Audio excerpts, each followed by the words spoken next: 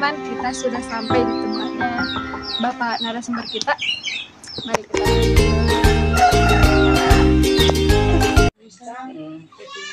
Kamu ikut ambil. Terkait organik dan anorganik untuk pertanian menggunakan pupuk tersebut. Panjenengan niku Pak, mulai bertani organik pun kawitan ya kira-kira tahun belum pernah pelatihan saya pakainya organik dari pabrikan. Dulu saya kerjasama dari CNI pakai pelan katalis. Katalis itu bentuknya bubuk tapi juga organik.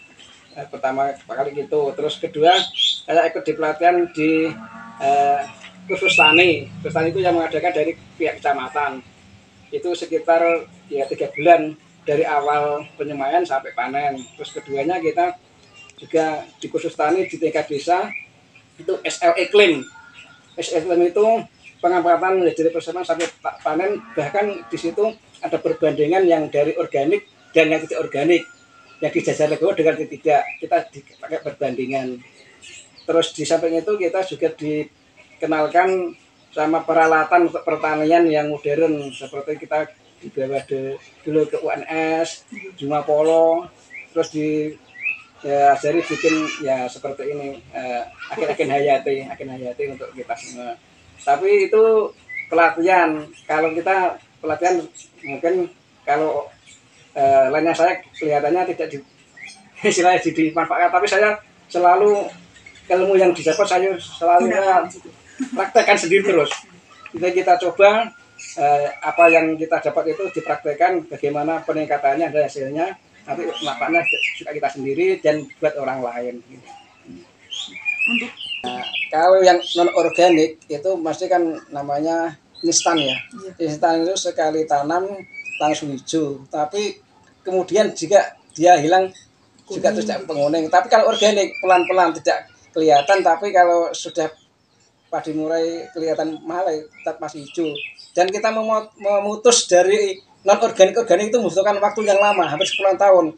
Sekali saya tanam itu saya kurangi dulu andaikan 1 kintal itu kan 100 kilo, saya kurangi 10 kilo sampai 90, terus 70, terus 50, 30, 25, terus langsung saya putus total. Tapi di awal-awal juga panennya juga berkurang, tapi kelamaan kita sudah terbiasa. Kalau orang yang belum pernah lihat tanam saya, dia belum tahu kalau itu organik karena tanamannya itu dengan yang non organik itu kelihatan sama. Yang membedakan itu mungkin dari segi hasil panennya.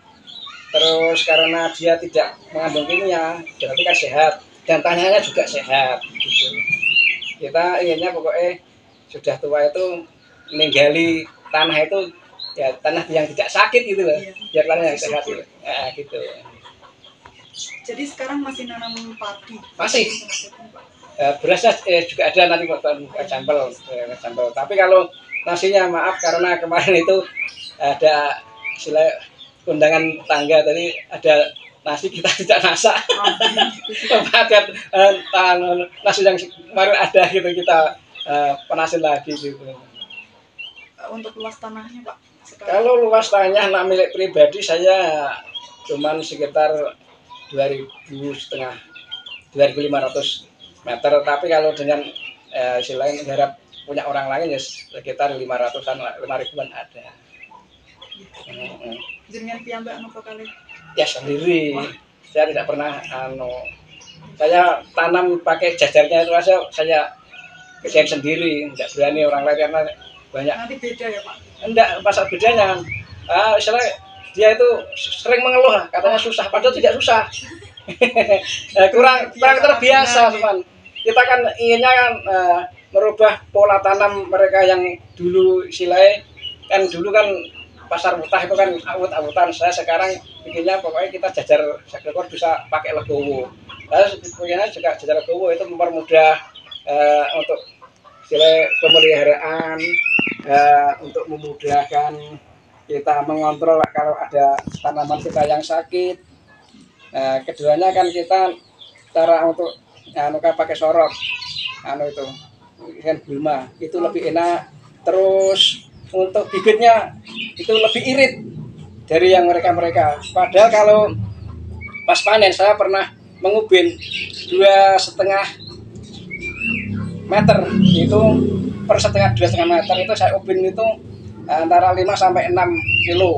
Itu kalau dijadikan ton sekitar 8 sampai 9 ton per hektar. Tapi yang mereka itu di Jakarta paling mentok tuh 5. Padahal saya hitung rumputnya itu lebih banyak mereka. Berarti bibitnya lebih banyak tapi hasilnya masih kalah dengan yang bibitnya sedikit ya gitu.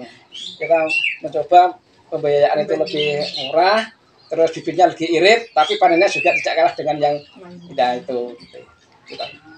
Yang organik untuk saya konsumsi sendiri dengan keluarga, tapi yang lainnya saya masih memakai yang non organik pasca kimia. Karena kalau dibikin organik semua itu kan kita kan harus semua ya, karena ini areanya itu area irigasi, itu tidak mudah lah gitu. Tapi yang saya organik itu non irigasi, tapi di samping sungai itu kan saya ada istilah zaman biyen lemah embel Mbak. Jadi ada sumbernya. Itu kan tidak terkontaminasi dengan kimia yang lainnya gitu.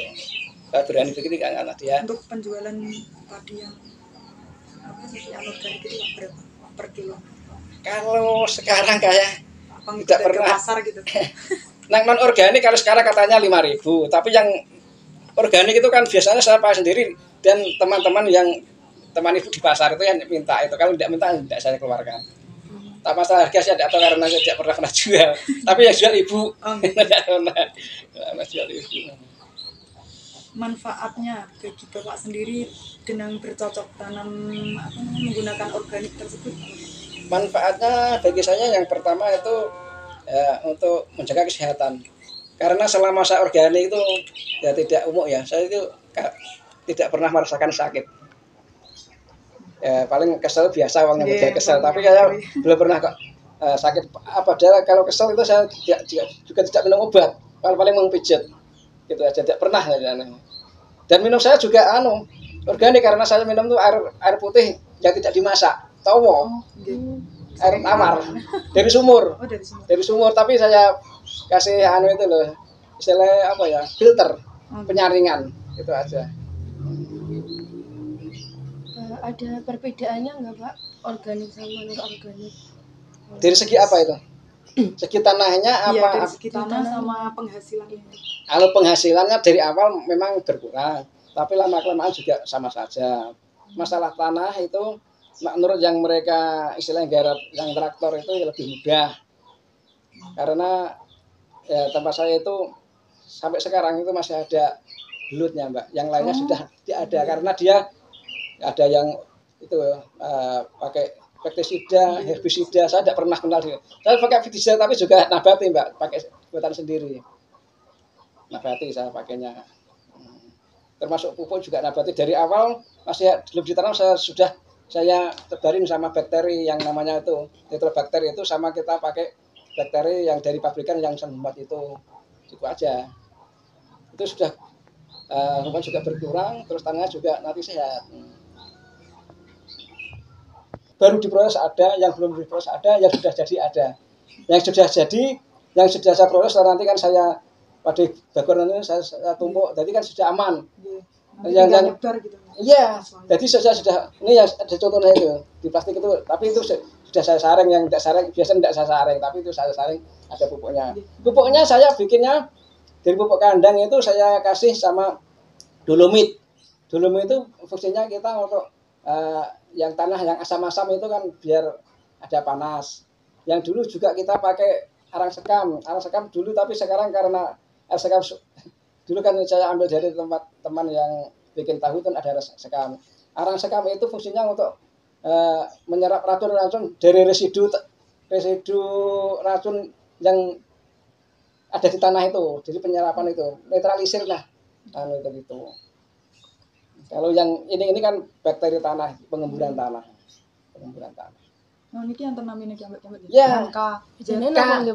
Ini namanya muretan, bikinnya ini dari air cucian beras leri sama tetes. terus bibitnya moretan pas. Tetesnya tetes nopo, Pak? Tetes tebu. Oh, tetes. Tebu ini baunya sedap.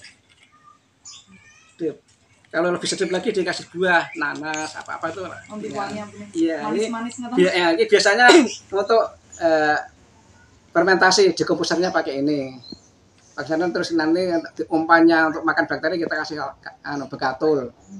Kalau yang bikin ini aja cuman biasanya untuk minum hewan biar daya tubuhnya kuat. Sapi. Terus ya bisa sapi, ayam, kambing. Terus nanti kotorannya tidak berbau karena sudah dikasih ini. Kalau yang untuk dekomposer pakai ini nanti cepat jadi itu. Kalau yang K ini kan kalium. Kalium saya bikin redaman sepet ini. Fungsinya ini untuk kalau padi kasih ini kan nanti buahnya lebih berbobot, berisi. Carane Dan tanamannya kan lebih kuat karena kaliumnya itu begini. Kalau yang N itu kan nitrogen. Nitrogen itu fungsinya untuk kalau tanam untuk perakaran juga bisa, untuk karo padi anaknya bisa banyak. Terus itu fungsinya untuk hijau, lemu Mbak. Tapi kayak ini lemu tapi tidak berbobot.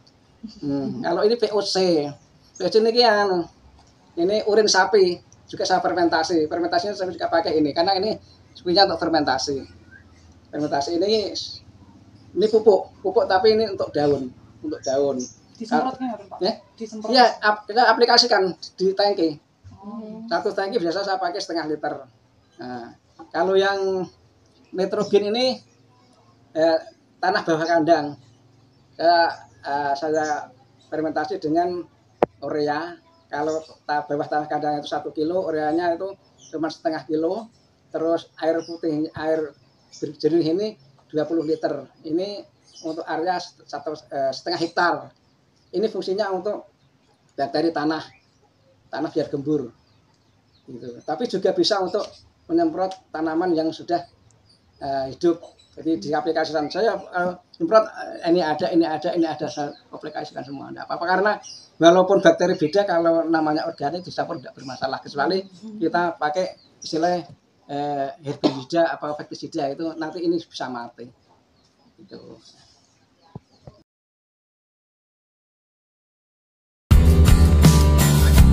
Told me that it's gold free. I wanna touch everything. I wanna get a kiss from myself. I wanna touch everyone. And told me that it's gold free.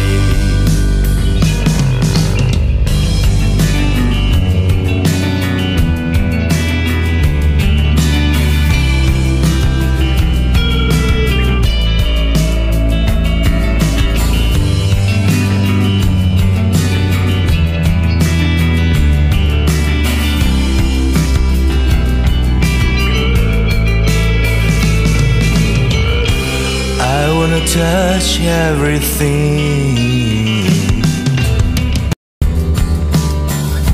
I told me that it's gold free. I wanna touch everything. I wanna get a kiss from myself. I wanna touch everyone. And told me that it's gold free.